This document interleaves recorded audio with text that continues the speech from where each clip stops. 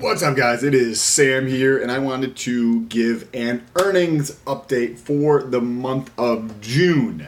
I wanted to talk about the 5 sources of income that I had for the month of June, as well as give you the details around things that are not included in that number and a little bit of context.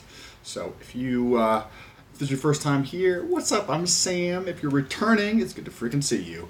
Don't forget to press that like button. Okay, so now, 10 months ago, I decided to start creating online sources of income with the intention of developing and growing those over a period of time until they were large enough to allow me to live off of the sources of income online. And that was at the very end of October, beginning of November in 2018.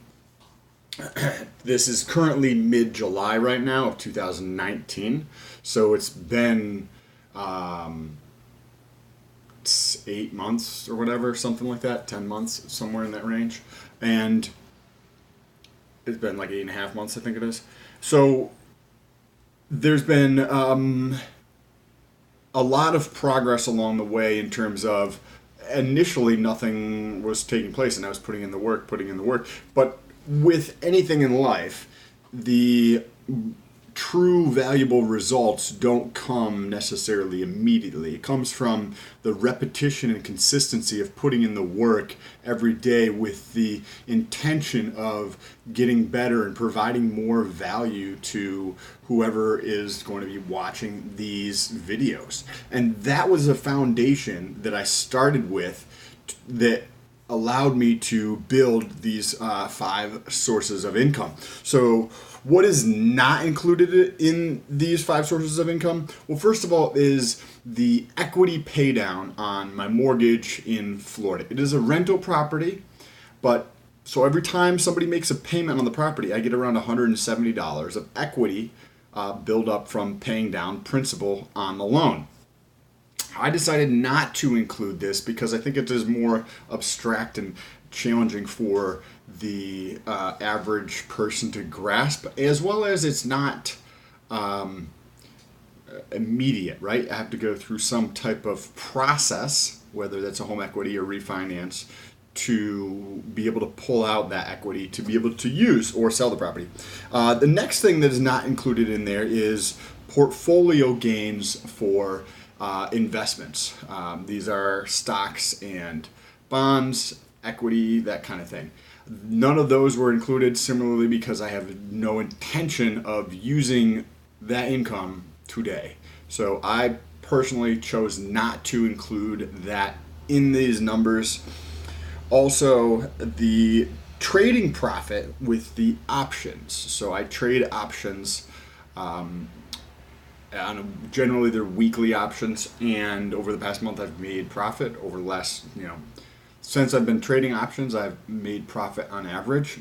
However, I don't intend to take any of that profit out in the near term, so I decided, again, similarly like the portfolio gains, to not include the profit from the options trading. The other thing, there's 2 more things that I decided not to include, which is my salary. The intention, we go back to the beginning of what I'm trying to accomplish, is create enough income online that allows me to live in like completely geographically independent. So that means I can be anywhere in the world and still be able to make this income. And that is not the case with my job. I have to be here in Massachusetts. And that is why I chose not to include the income from my job. Same thing with like the interest on my savings accounts and all that kind of stuff. The last thing is the long-term rental income. So the property that I mentioned in part 1 has a Airbnb and a long-term rental. The long-term rental covers all of the costs on the property. So it is income, however, all the it's all eaten up by the costs. So I consider that a wash and did not include that in this number. Now, with that being said, let's get into these 5 fucking sources of income. To start with, we are going to go from smallest to largest, with the smallest being Amazon affiliates.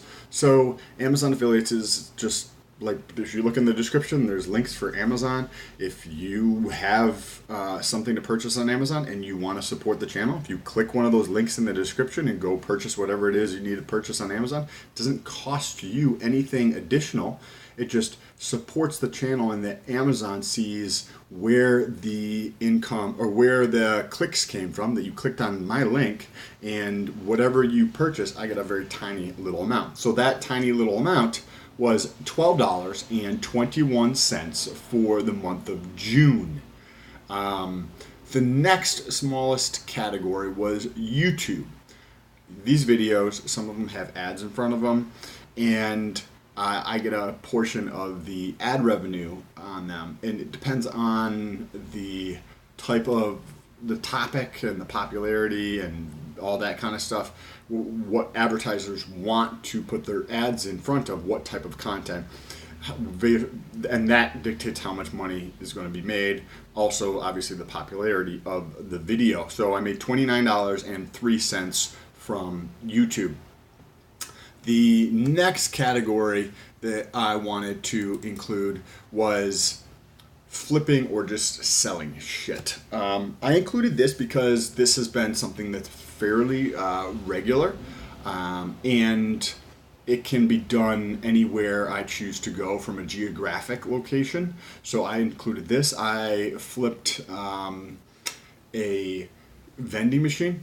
I helped somebody flip a vending machine, and the commission or whatever it was, basically just posting that shit and writing a description and responding to people. I made $50 from that in the month of June.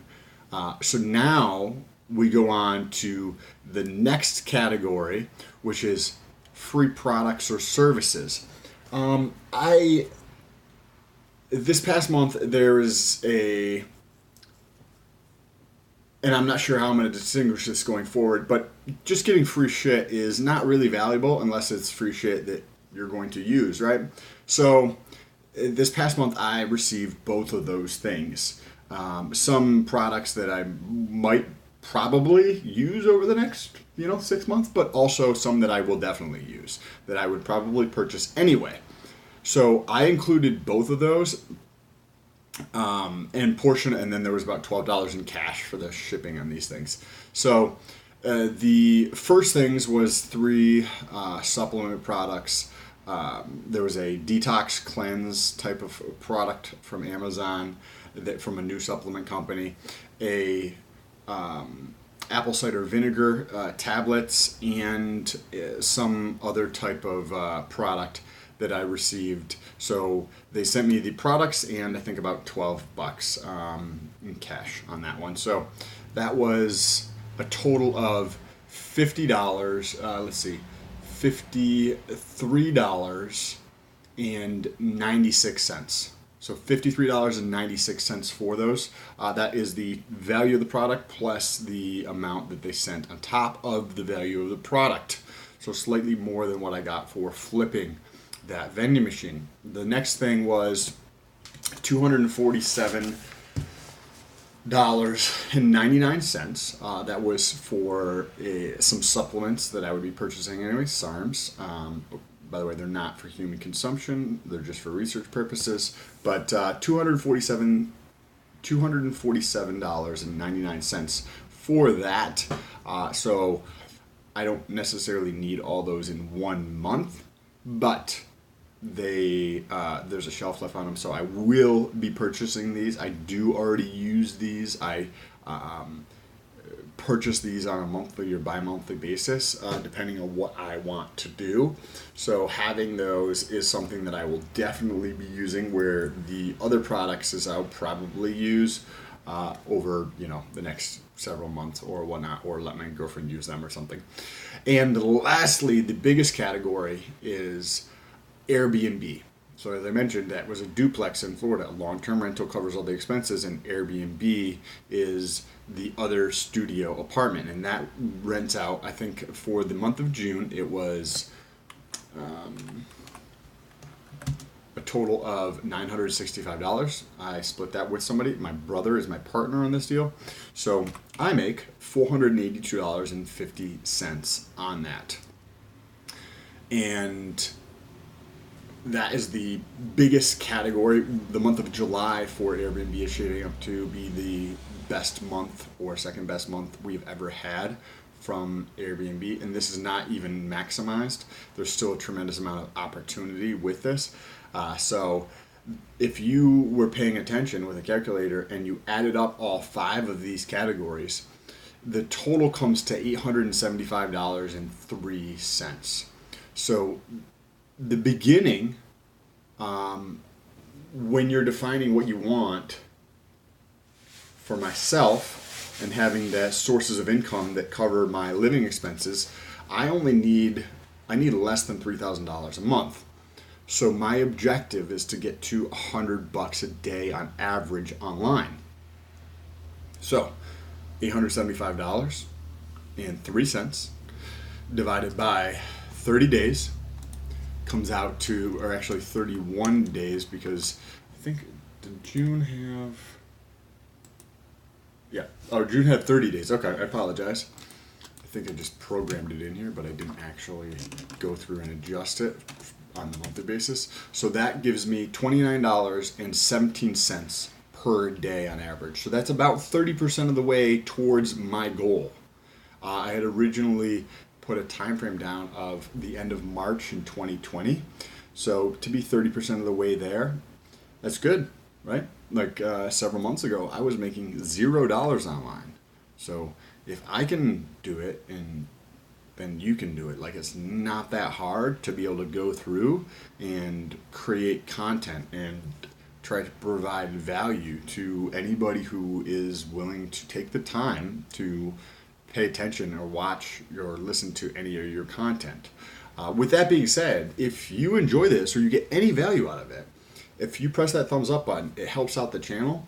So it tells YouTube that you enjoy the content, and it will put this piece of content or this video in front of other people who might enjoy this type of content as well. So if you want to support the channel, press that thumbs up button. It really does help out the channel tremendously.